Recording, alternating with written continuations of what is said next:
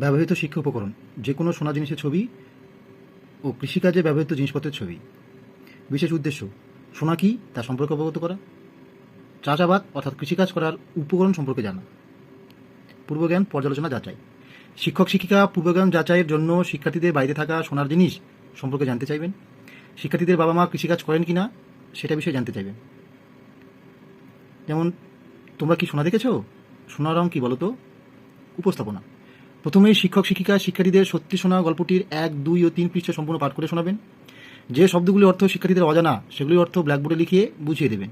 এরপর সোনার জিনিসের ছবি ও কৃষিকাজে ব্যবহৃত জিনিসের ছবি শিক্ষা উপকরণ অর্থাৎ টিএলএম হিসেবে ব্যবহার করে কৃষিকাজ করতে কী কী জিনিস লাগে তা বিস্তারিত বুঝিয়ে দেবেন।